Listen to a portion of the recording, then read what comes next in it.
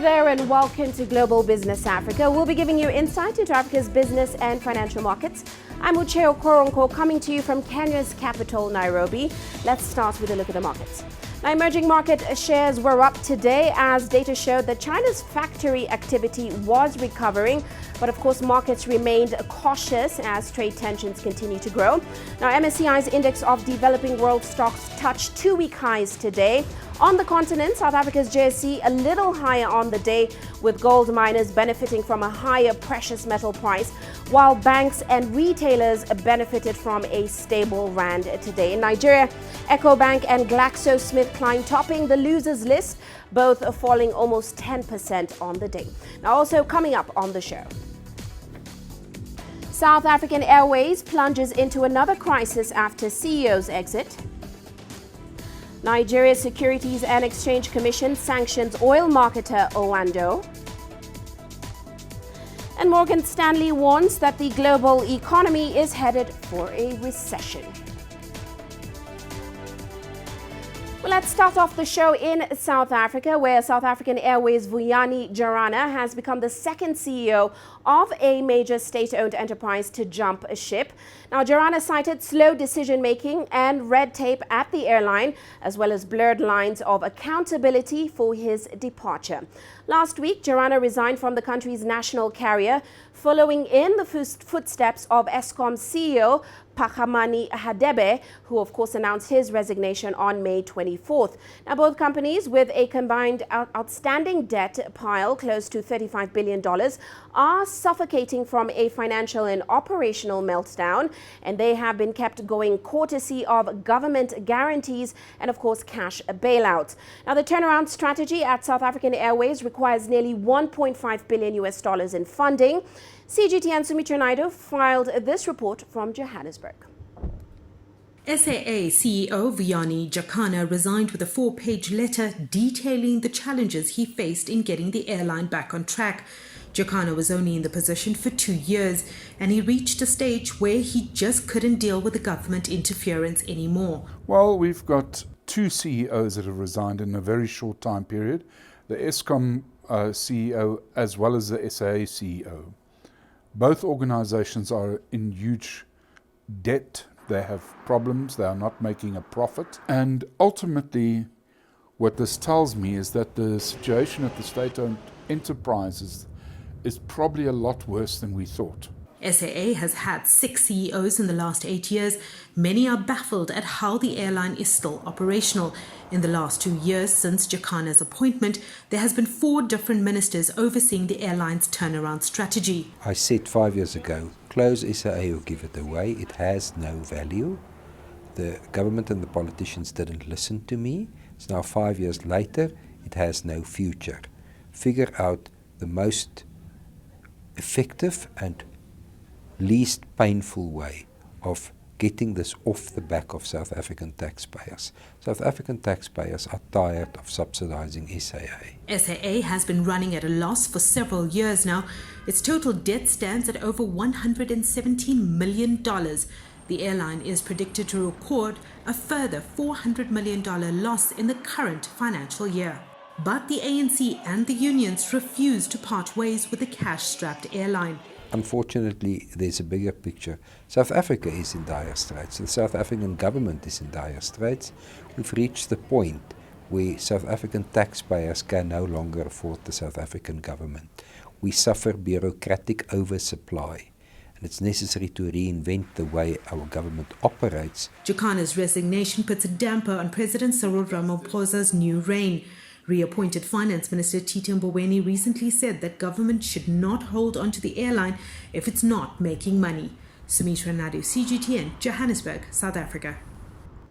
Well, let's examine the airline's future following Jarana's resignation. We're joined by Desmond Lathan. He's the CEO of Frey Intermedia, and he's joining us in Johannesburg. Very welcome to the show, sir. Now, of course, Jarana, one of his key complaints was the drop in government support. He also said there was a lack of funding. Some, of course, feel that Jarana is suggesting that the airline was being forced deliberately into administration by the government. What are your views on what he had to say and certainly the reasons behind his decision?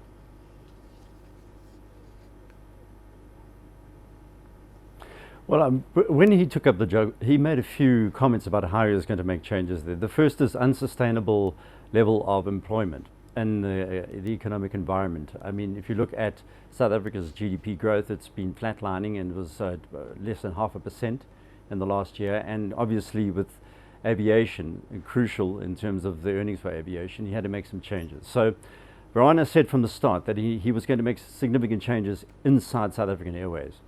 You remember, before he ended up at SAA, he ran one of Africa's biggest telecoms companies, Vodacom, which is bigger than SAA. So he's a highly experienced CEO. He can run the ship, if you like to put it that way. So when he came in, he said he was going to make changes, but he ran slap bang into a number of things, as the report indicated. He also ran into politics, because as he took up the cudgels of SAA, it was the drive towards our election, which happened last month. So in the last financial year, the government has had one eye, if you like, very closely on the state-owned enterprises. It's a lower middle class vote. And to making changes inside that environment has been extremely difficult. Not only for him, but as you mentioned in the report, for Eskom as well, our power entity. Quite right. Well, of course, we know SAA board is still insisting they'll carry on with that turnaround plan that Jarani basically put together.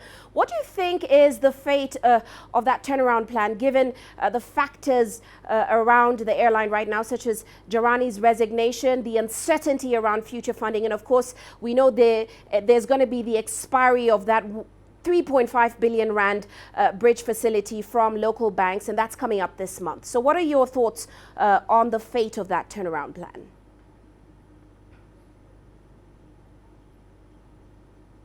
Well, I think that's they're in crisis. If you like, if you look at the way in which operations have taken place, we haven't had a financial report for the last financial year, and we're into the next financial year. The report for 2017-18 is not out, and if they were a listed company, they would be struck off the Johannesburg Stock Exchange. They would be suspended. So you can see that there's a crisis. Banks will not lend to an entity who is not presenting financial results. The days of government subsidizing in a bond format SAA's operations are probably coming to an end.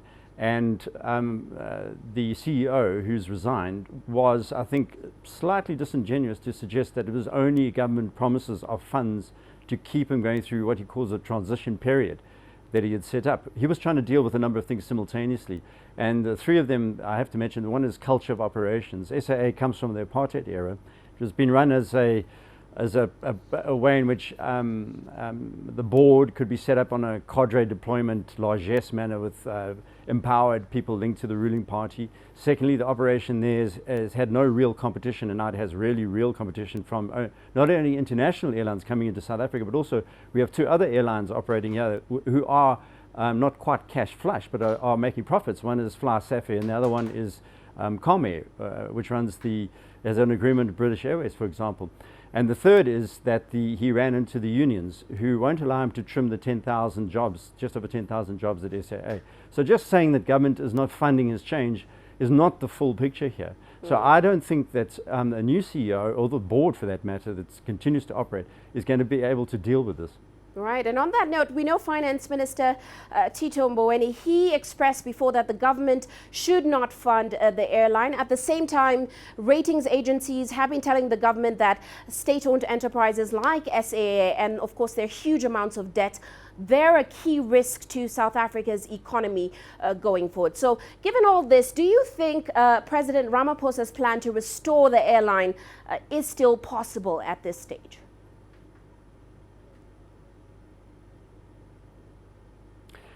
You know, the president is a former union man himself. He ran National Union of Mine Workers, and he is a well-known unionist. So the jury is out. He may have turned himself into a business person since those days, which is true, and he's a highly successful one.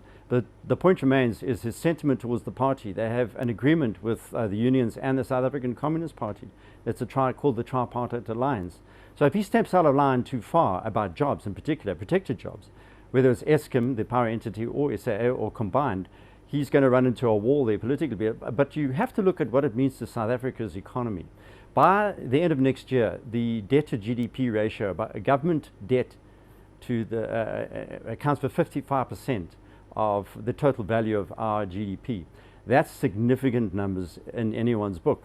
We should be running at around 13% debt, and we'll be running at 55%. So that's not sustainable.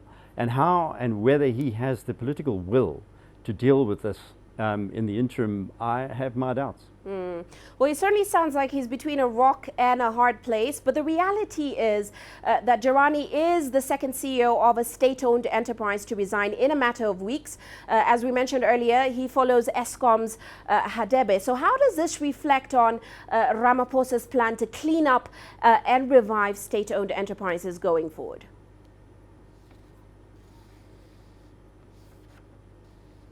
Well, he's indicated that he's taking on, let's just put it in a word, it's called corruption. And he's had a major anti-corruption drive inside state-owned enterprises, which is starting to show traction. But the point I'm making is that he faces a really powerful edifice of multiple interests that oppose his actions in the short term. And the problem for us here is we don't have a medium or long term in terms of expectation when it comes to changing our economy. We have been running into a flatline situation. If you look at how Eskom is run, it was run off a monopolistic apartheid-era practice and has not really changed. It's still protectionist. It doesn't allow independent power producers. It's trying to fight the introduction of solar power, which is, to the rest of us, seems criminally insane. And then, of course, SAA is based at the tip of Africa, unlike where you are with Kenyan Airlines and Ethiopian Airlines, which takes into account the east-west flight routes. South African Airways has always been at the bottom of Africa. To try and compete with those airlines inside Africa, let alone international airlines, is a problem. So the overall picture for our president is that he needs to take urgent action to trim government budget and costs, and he's done so by reducing the number of ministries that we had to 28 from 36. So he's starting to take action to trim the costs of government. But whether we can do it quickly enough to turn sentiment around, you mentioned rating agencies, and we're at a crisis and a crossroads here that the last time I saw was actually in the last days of apartheid with 1980s with that government collapsing. So it is a significant moment for us politically and most importantly economically. Quite right. Well, many thanks for your insights there. Of course, that was Desmond Latham. He is the CEO of Frey Intermedia, and he joins us there in Johannesburg.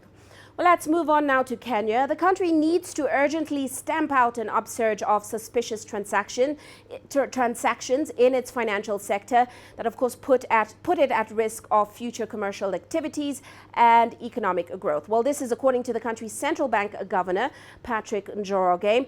The East African nation is favored by foreign investors mainly due to its fast-growing economy, but its reputation has long been tainted by widespread graft and weak enforcement of anti-money laundering laws. Now, the government has now planned invalidation of the older version of its 1,000 shillings note to fix that problem. Back in 2013, it imposed strict banking rules that require all banks to record transactions above $10,000 US. And we head to Sudan now. The country is consumed in political instability since the ouster of Omar al-Bashir. Yasser Hakim looks at the impact of the latest developments in Sudan on the country's economy. The state of the economy was one of the reasons for the uprising that toppled former President Omar al-Bashir. The recession started in 2011 after the independence of Juba, South Sudan. The north lost 3/4 of its oil revenue to the south. Agricultural production dropped as well, therefore increasing the budget deficit. Inflation reached 75% and the US dollar jumped to 60 Sudanese pounds. But inevitably, because of the instability and constant demonstrations and sit-ins, the situation has not improved. The political tensions have not helped the economic situation. Unemployment increased from 14% to 22%. Inflation is exceeding the 76% mark, and the US dollar went up from 60 to 70 Sudanese pounds. The foreign reserves are dropping by the day. The foreign currency black market is flourishing, and there is a lack of food and medicine in the markets. Several people were killed in clashes on Monday at the main sit-in in Khartoum. Experts are calling for quick fix solutions to help recover the economy. Until now, the transitional leadership has not announced any economic plans. It's preoccupied with the political standoff. But there must be some kind of vision to protect the nation from hunger and poverty. Agricultural production must resume immediately and make better use of the natural resources in the country to create immediate revenue. Sudan's neighbors, such as Egypt, have been lending a hand to the stricken nation. Saudi Arabia and the UAE have stepped in and delivered $500 million to the Sudanese Central Bank, and they have promised more in the near future. Egypt has been providing humanitarian aid, but all this is not enough. The economy needs billions of dollars and an aggressive economic plan to recover. Experts say Sudan needs the transitional period to be swift and peaceful. Economic reforms and production should begin quickly if the country is to survive bankruptcy. Yas Hakim for CGTN, Cairo.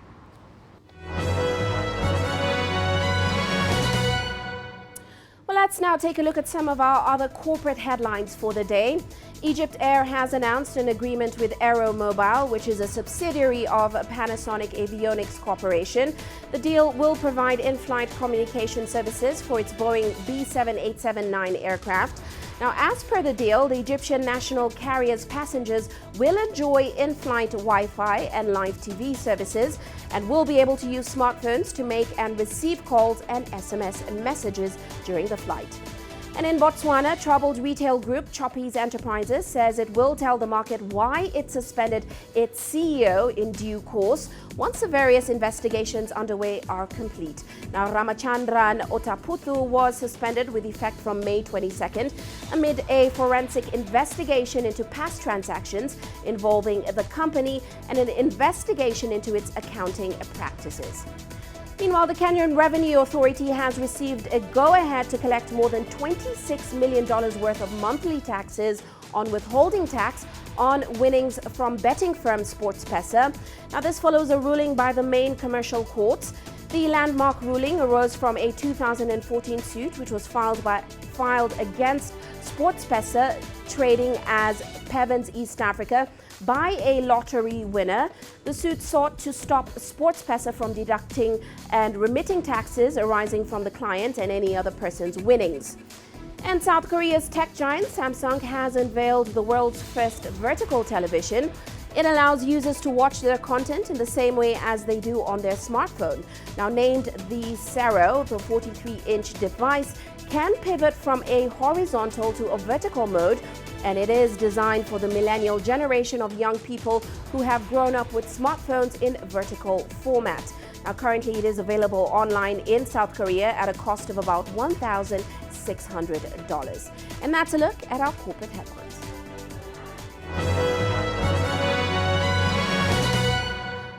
Well, let's head into a short break now. Here's a look at what's still to come.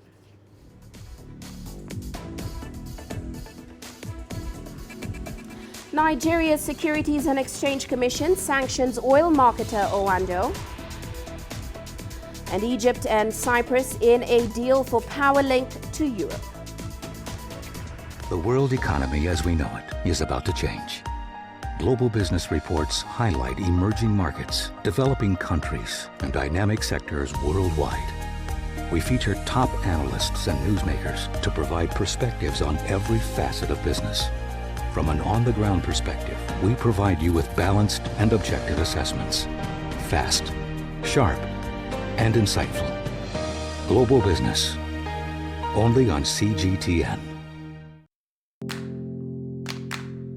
Every story starts out like this. Okay. We'll head up now. Beyond the rush of the numbers, there's always a more fundamental question. What happened? Who has been affected?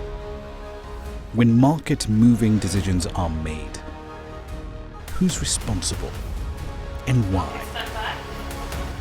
Let's get some reaction on ground. Joining us in Johannesburg is Sutra Nairo. Hello, Nairo. This is how all stories begin. See how they end. Only on Global Business. Africa is the nexus of enterprise, and global business will tell you why it matters. From the mega investment projects to multi-billion-dollar mergers and acquisitions. Africa today collects, just in terms of revenues from taxes alone, $545 billion a year. If you take 10% of that and you devote it to the energy sector, problem solved. All this on Global Business, weekdays at this time on CGTN.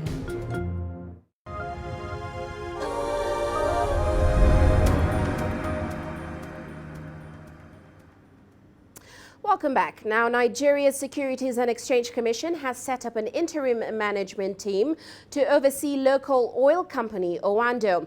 It said in a statement the team will conduct an extraordinary general meeting on or before July 1st to appoint new directors for the company. This, of course, is after it barred the group chief executive officer of the company, Wale Tinubu, and his deputy from being directors of the companies for 5 years. The commission added that it found certain infractions of securities and other relevant laws during its investigation. Now, staff members of Oando have been forced to stay away from work as policemen stormed the head office of the firm on Monday morning. Oando's chief executive, Wale Tinubu, said the allegations were unsubstantiated. Well, let's get the latest from the ground with CGTN's Deji Badmus. He joins us now in Lagos. Deji, as always, good to see you. Now, the situation between Oando and Nigeria's Securities and Exchange Commission, it seems quite tense right now. We saw the SEC announcing that it set up the interim management team. At the same time, Oando is still insisting that its management team and its board of directors have not changed yet. So what exactly is going on ground right now? Well, just before I bring you what exactly is going on, there's been a new development, a legal twist to the story. As a matter of fact, a federal high court just a few hours ago has issued an interim injunction now against the Securities and Exchange Commission, preventing it from removing the group chief executive officer now, Wale Tinubu, and of course his deputy from office. It's also prevented SEC from taking any action at all against them and has actually stopped that interim management board now that the SEC actually announced yesterday. So a judge has actually asked the SEC now to stay action and maintain status quo. So basically, Wale Tinubu still remains in office, going by the judge's order now. And of course, his deputy is still in office. SEC cannot take any action now until the judge actually ruled on an interlocutory injunction. And of course, the case has now been adjourned to the 14th of June. So it's, if you like, back to as you were, if you like. So definitely SEC cannot do anything. Earlier in the day, SEC actually sent policemen now to the corporate headquarters of Oando, preventing the staff from gaining access to the company.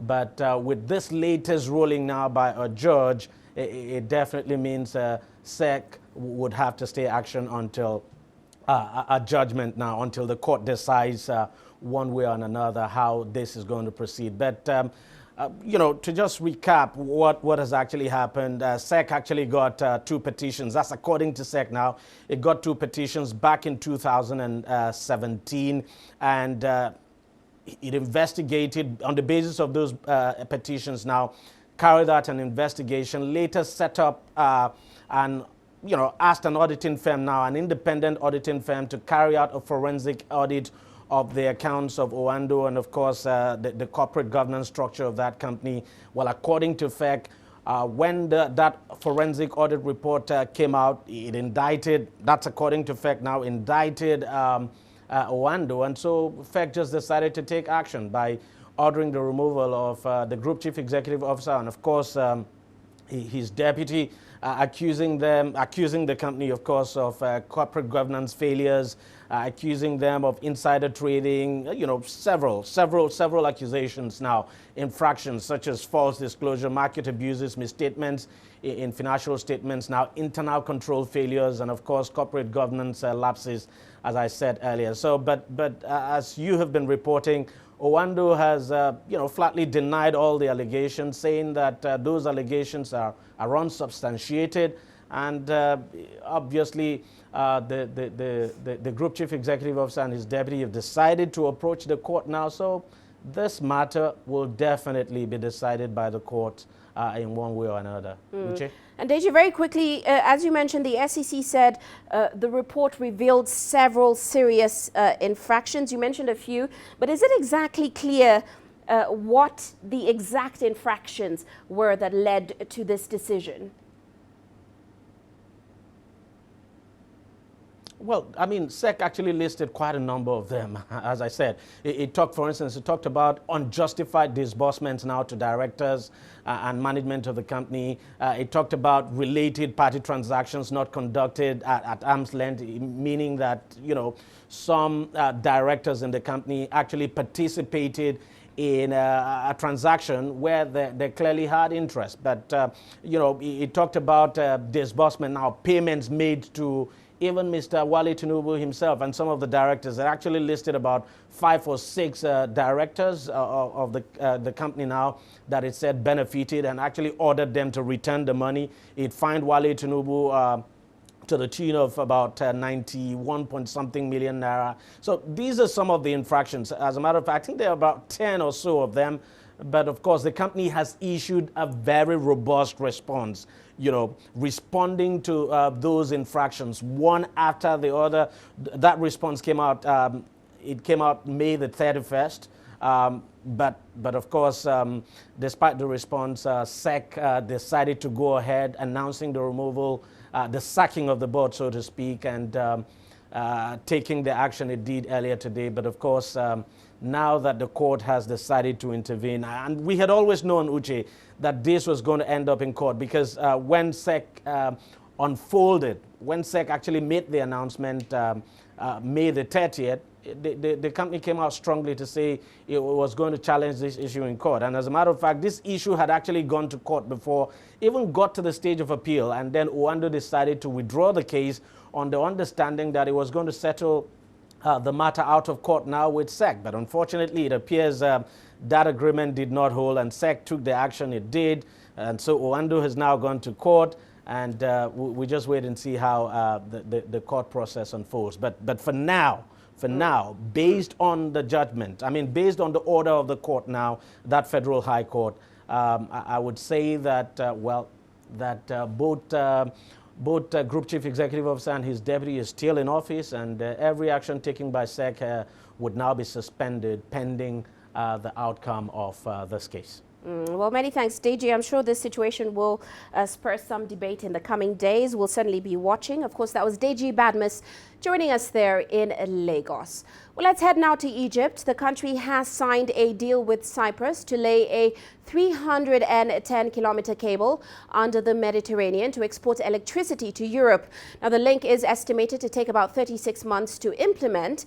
Its aim is to offer significant economic and geopolitical benefits to involved nations, as well as contribute to the EU's target of 10% of electricity interconnection between member states. Here's CGTN's Yasser Hakim with the details.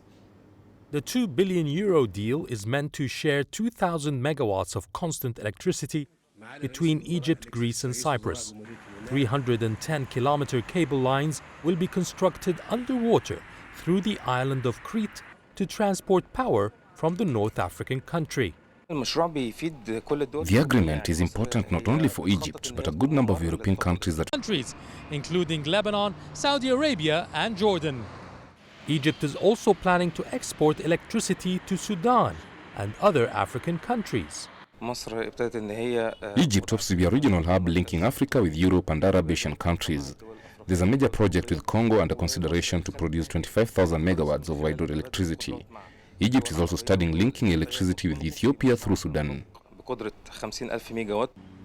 North African country now produces over 53,000 megawatts, while local consumption is about half that amount, allowing for exports to create a new source of badly needed revenue. Yes, Hakim for CGTN, Cairo. Now, visual media company Getty Images and media relations consulting firm APO Group have announced a wide-reaching collaboration. Together, the two media giants will integrate text, photo and video solutions to organizations operating across the continent and the Middle East. Now, the deal, which is the first of its kind in both Africa and the Middle East, will see Getty Images provide APO Group customers with its full suite of image production, distribution and digital asset management services.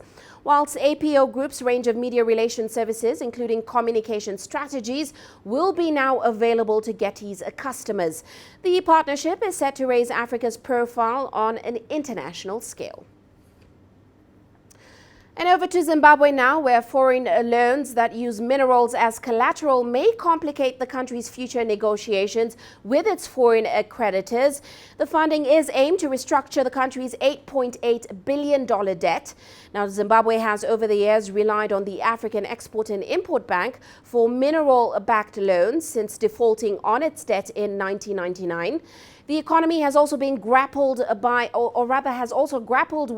a severe dollar crunch and commodity shortages. Now, President Emmerson Mnangagwa's government has implemented financial and monetary reforms, including an IMF staff program intended to pay off multilateral lenders and its creditors.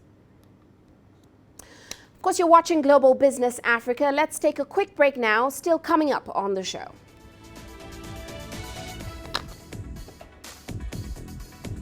JP Morgan warns that the global economy is headed for a recession. And US regulators identify more faulty parts in Boeing planes.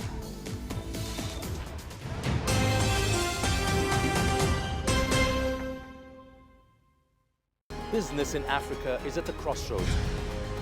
We celebrate those who are adopting and thriving despite the challenges, from grassroots to big businesses. Global Business takes you along for the ride as we track the making of a giant. Only on CGTN.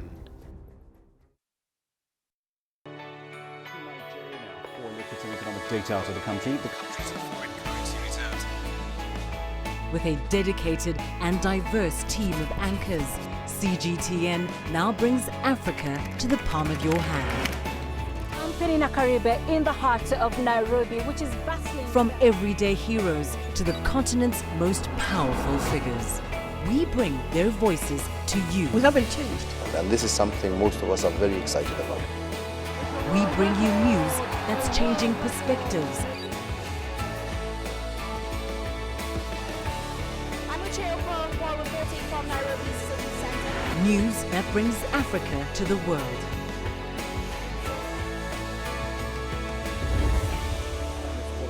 CGTN. See the difference.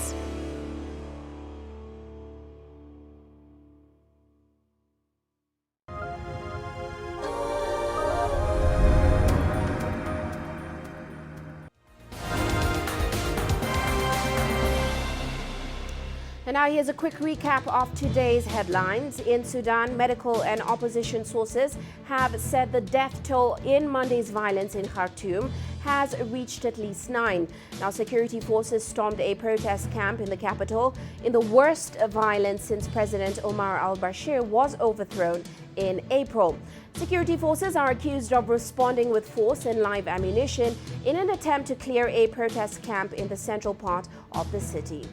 And Kenya needs to urgently stamp out an upsurge of suspicious transactions in its financial sector that put at risk future commercial activities and its economic growth. The East African nation is favored by foreign investors mainly due to its diverse and fast-growing economy, but its reputation has long been tainted by widespread graft and weak enforcement of anti-money laundering laws. The government has now planned invalidation of the older version of its 1,000 shillings note to fix that problem. And South African Airways' Vuyani Jarana has become the second CEO of a major state-owned enterprise to jump a ship. Jarana cited slow decision-making and red tape at the airline, as well as blurred lines of accountability for his departure. Now, last week, Jarana resigned from the country's national carrier, following in the footsteps of Eskom CEO Phakamani Hadebe, who announced his resignation on May 24th. Both companies, with a combined outstanding debt pile close to $35 billion. And that's a recap of today's headlines.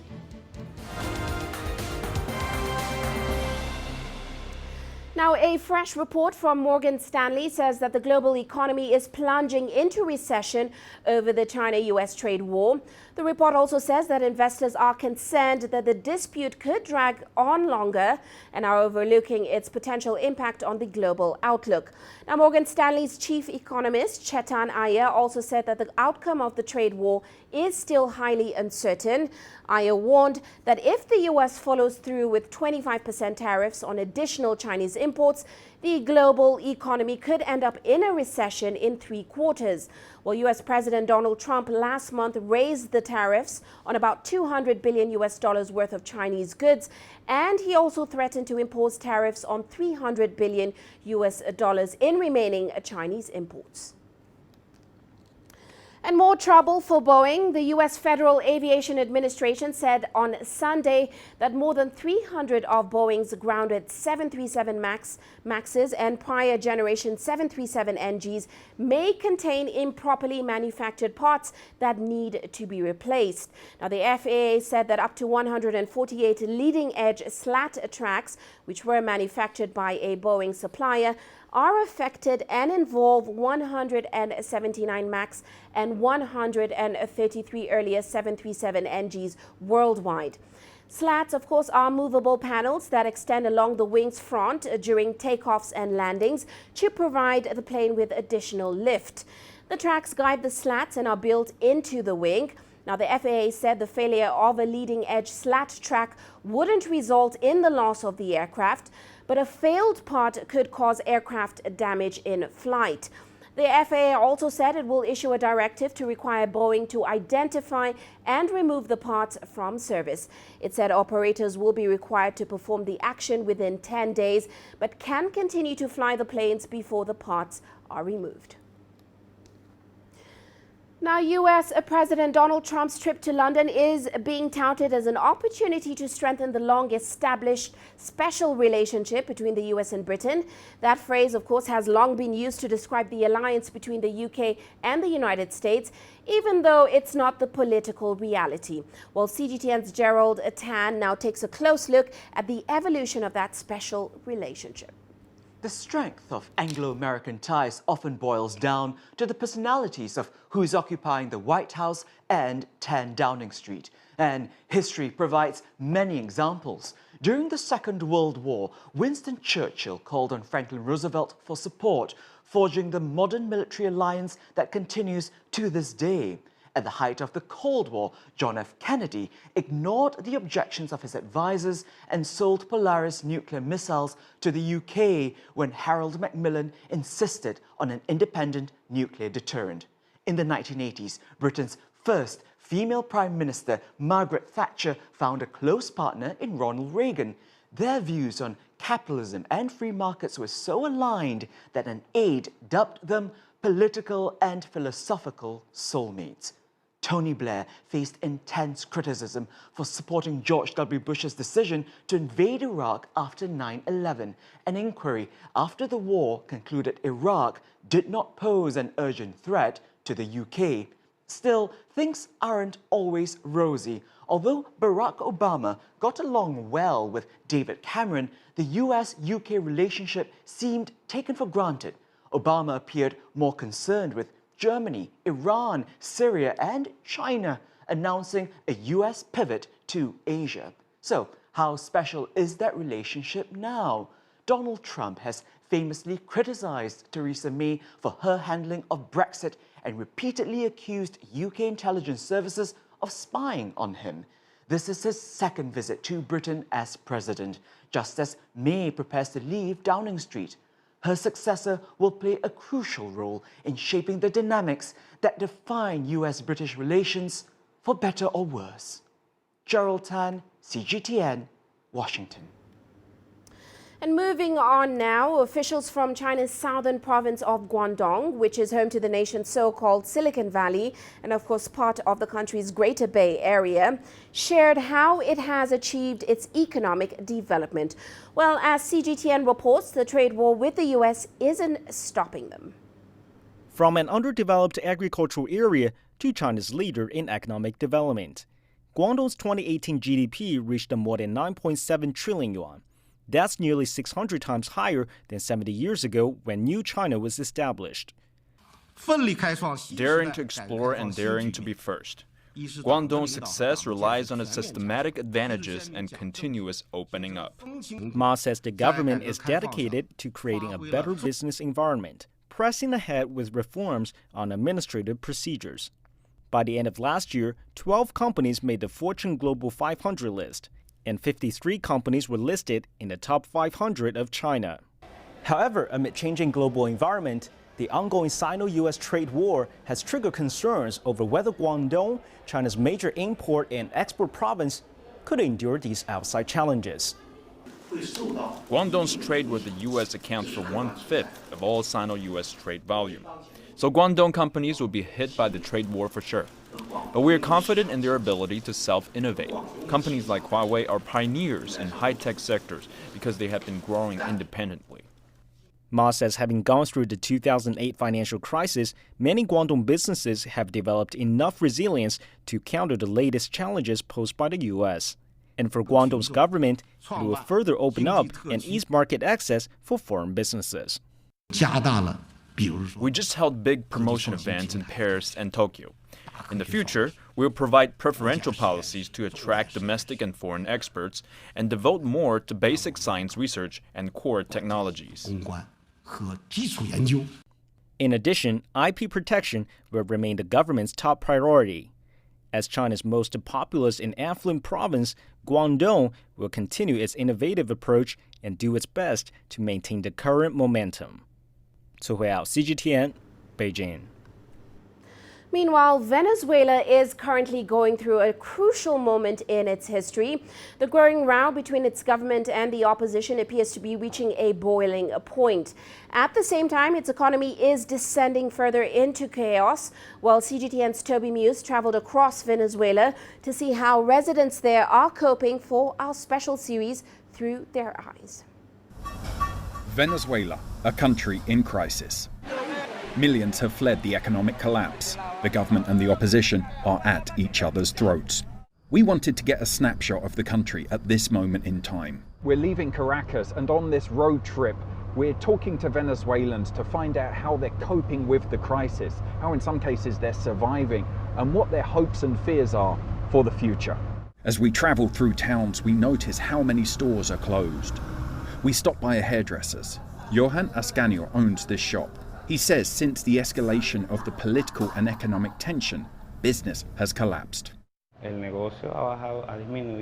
Business is down by 80% because of the situation in the country. We survive with the few clients who still come. Every day prices rise and we can't keep our business on track. He no longer has any faith in the government of Nicolás Maduro and wants a new leader to take charge. He was preparing to close for the day when a client entered. Fatima Pimentel says many of her friends can't afford the beauty salon, needing to spend the money on what food there is. Still, a trip here can be therapeutic in stressful times. I used to come every week. Now it's gone down. Only when necessary, or I have a social engagement. Today, I want to look beautiful. Driving through the country, you get the feeling that everyone is just trying to get by. Hyperinflation is strangling the economy.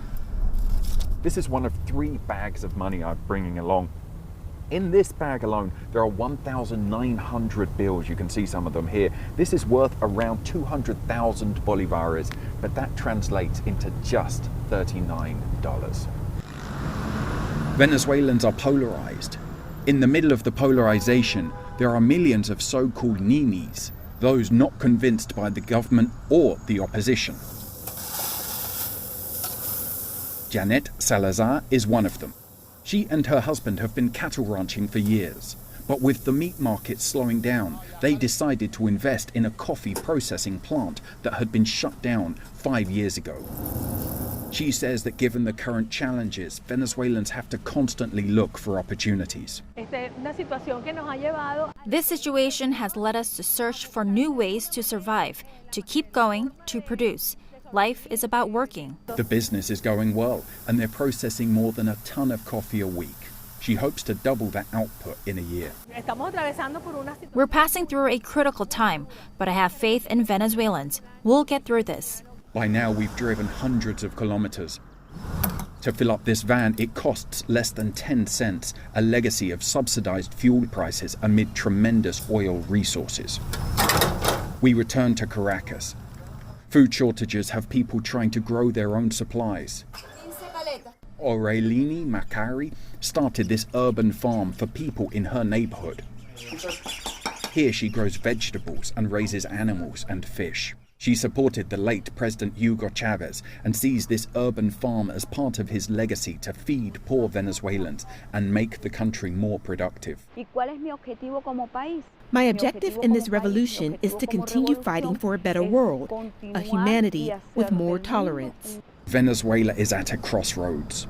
The present situation is unsustainable, but what comes next is anyone's guess. Toby Muse, CGTN, Caracas, Venezuela. Now, in recent years, augmented reality is superimposing computer-generated images into a real-world environment. That, of course, has slowly been gaining traction across new markets. But according to experts, at the moment, we're only experiencing a sliver of its real potential. Well, CGTN's Mark New visited this year's Augmented World Expo to find out more. How to do certain things and where to do. At Augmented Reality World Expo, companies show how AR can be used to diagnose problems from afar to keep operations running smoothly. And can start annotating even if I don't point at that location anymore. So he basically said, you know what, take this around, do it, done, and it's back up and running. Recent surveys are showing that over 70% of all Fortune 1000 companies have already adopted AR or plan to adopt it in the next couple of years. Using Athere's augmented reality software, Porsche has been able to reduce customer resolution time by 40%. When facing a mystery problem, technicians slip on a pair of AR glasses and call an expert to guide them through the repair. In the past, if the technician couldn't fix the car, Porsche would send one of their experts to the dealership, or the dealership would send the car back to Atlanta, or wherever wherever they needed to send it to. That's both fabulously expensive, it's time-consuming, and customers get upset. The industry is well aware of workers' fears that robots and artificial intelligence will soon be taking their jobs, but some experts believe AR has the potential to make human workers more productive by training them only when they need it. If we can literally teach you what you're doing, give you a quick refresher before you do your job, or while you're doing your job, instruct you what you're supposed to do, that's going to be much more cost effective than spending weeks or years doing repetition. At Augmented World Expo, there's even an eyewear museum filled with spectacles of AR and VR history. While a few of the products are still being tinkered with, the vast majority never hit the market and were discontinued. While AR glasses have made inroads in enterprise, companies are still having trouble finding the right fit for ordinary consumers. Yeah, that's what they're seeing. Beijing's Nreal is hoping to bridge that gap by announcing its $500 mixed reality glasses will hit the market in limited quantities this year and the mass market next year. You can check your mail, play games, and watch videos anywhere. At the end of the day, for regular people or consumers to wear it, it has to be comfortable and also friendly on your face. We don't actually have any cameras that are taking images of people around you. So actually it's kind of a rather enclosed environment. Augmented World Expo's co-founder believes eyewear of the future should not rely on capturing and selling personal data. I'm talking about the idea of collecting the knowledge across many, many people, and that knowledge actually is very valuable. So you can use that to sell it to other people as a service, and I think it could be much more valuable than what advertising is doing today. While pioneering specs like the original Google Glass failed for being too invasive, the success of the next generation of AR may hinge on not only reinventing design, but business models as well. Mark New, CGTN, Santa Clara, California. And shifting focus now, here's a look at how commodities performed today. We saw oil prices plunging again, extending last week's heavy losses, as of course deepening U.S. trade wars fanned those fears of a global economic slowdown. Gold prices were up to their highest in more than 2 months on those exact same worries. That, of course, is the U.S.-China trade tension, including Washington's threat of tariffs on Mexico. Well, let's take a quick break now. Here's a look at what's still to come.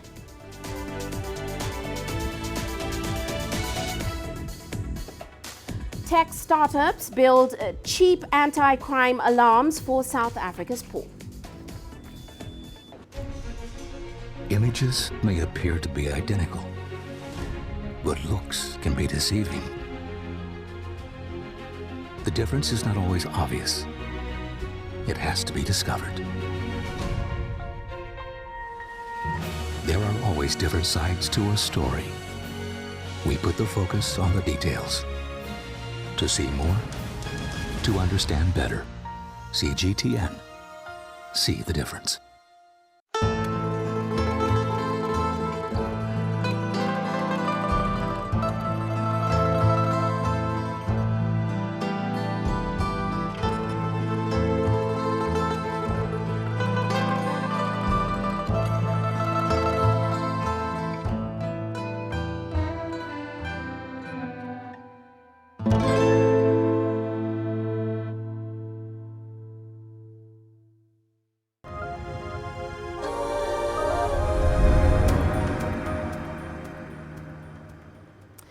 Let's head to South Africa. Now, the country is still grappling with serious problems of crime and violence, but one tech startup in the nation is hoping to change all that. Mechatronics engineer Nsako Mgiba has come up with alarm systems which provide vulnerable communities terrorized by crime with low-cost and innovative security solutions. CGTN's Julie Shire with the details. Mechatronics engineer Nsako Mgiba created an affordable security device after his aunt was robbed in her township home. Jonga, which means to watch, is a simple alarm system which alerts friends or family if someone is in danger. It's a wireless battery-powered motion sensor that you install inside the house. And then it connects to our Jonga app. Whoever you have in your local community who can respond to you in your time of need, you add those onto the app, and then they get the notification as soon as you're in trouble. And then they become the early response system that you so desperately need. Crime in townships is a lot worse than in affluent suburbs. As you can see, there is very little protection around these homes, but this device could help keep people safer. People think that crime is bad in the suburban areas, but in the suburban areas there's so many resources that police have which enable them to respond on time, whereas in the township that's not the case. Jonga has been tested in Kalicha Township in Cape Town and will soon be rolled out nationally. Mgiba is also eyeing other African and emerging markets. We've seen a lot of interest in Kenya. We've gotten a lot of interest in Nigeria as well. These are all markets that have a strong sense of community, but there's also an increase in the crime and just home burglaries. So that makes for a really great market for us.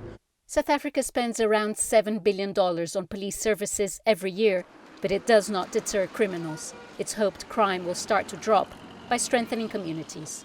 Julie Shire, CGTN, Johannesburg, South Africa. Now, the global gaming industry is already valued at over $135 billion US. Now, Kenya's gaming events companies, which have already been boosted by increased broadband, are now hoping to become major players in the global arena. Here's CGTN's Terry Wangari with more. An increasing number of Kenyans have decided to hone their gaming skills with an aim to build a professional career. Gaming is one of the world's favorite form of entertainment and has even grown to become a spectator sport. At a nightclub in Nairobi, players recently had a chance to battle it out in the Kenya National League of the Africa Esports Championships. Esports is the competitive side of electronic gaming, with multiple players battling against each other, usually in teams, often in matches that are streamed live to thousands of young fans. Watching other people play has become big business and has given rise to games being played in tournaments that offer handsome amounts of prize money.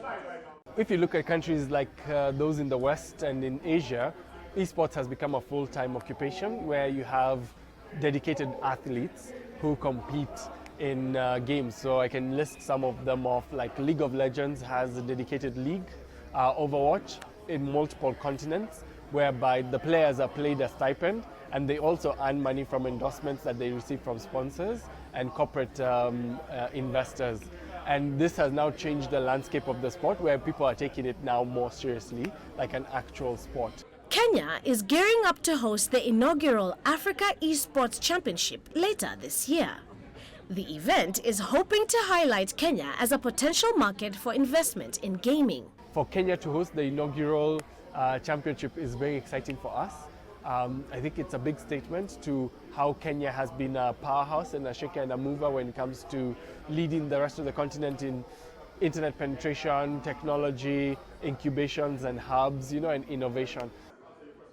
Sylvia Wahome, also known as Queen Arrow in gaming circles, is Kenya's first female professional gamer and is currently signed up with a US-based esports Exit Wounds team. She is among many Kenyan youth who will take part in East Africa's first gaming tournament.